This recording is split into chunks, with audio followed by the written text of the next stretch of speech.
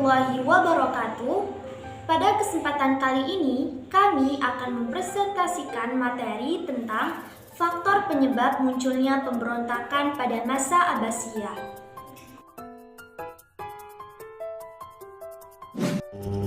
Faktor penyebab munculnya pemberontakan pada masa Abbasiyah. Pemberontakan dalam pengertian umum adalah penolakan terhadap otoritas. Pemberontakan dapat timbul dalam berbagai bentuk, mulai dari pembangkangan sipil hingga kekerasan terorganisir yang berupaya meruntuhkan otoritas yang ada. Istilah ini sering pula digunakan untuk merujuk pada perlawanan bersenjata terhadap pemerintah yang berkuasa. Tapi dapat pula merujuk pada gerakan perlawanan tanpa kekerasan. Orang-orang yang terlibat dalam suatu pemberontakan disebut pemberontak. Hancurnya Bani Abbasiyah diawali dari beberapa titik perkembangan. Perebutan kekuasaan dalam istana, terutama pada Khalifah yang ke-10 dan seterusnya. Perang Salib pada tahun 1095 sampai 1289 Masehi yang berlangsung selama 2 abad.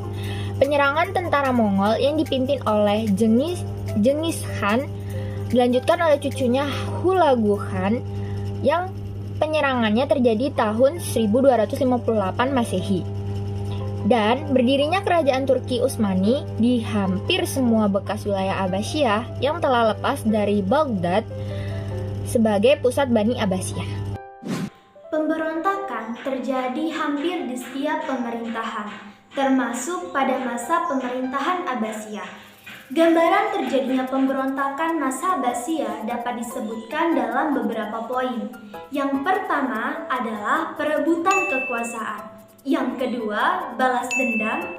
Yang ketiga, praktek perilaku amoral dari khalifah dan pembesar istana. Yang keempat, sistem peralihan kekuasaan monarki. Dan yang kelima adalah ketidakpuasan masyarakat dalam pemerintahan. Yang pertama adalah perebutan kekuasaan. Hal ini sebenarnya sudah terjadi dalam pemerintahan-pemerintahan Islam sebelumnya. Faktor perebutan kekuasaan merupakan faktor yang dominan. Hal ini terjadi karena putra mahkota lebih dari satu dalam satu periode, sehingga terjadi perebutan siapa yang akan menggantikan khalifah sebelumnya. Perebutan kekuasaan pada masa Abbasiyah terjadi sejak dua putra Harun al-Rasyid, yakni Al-Amin dan Al-Ma'mun yang akan menggantikan khalifah bapaknya. Dalam masyarakat Islam Abbasiyah saling menjagongkan satu sama lain.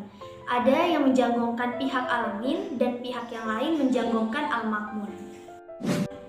Kondisi ini terjadi sampai 1 tahun berjalan, baru pemerintah dapat memutuskan bahwa Al-Amin menjadi khalifah ke-6, selanjutnya Al-Ma'mun menjadi khalifah ke-7.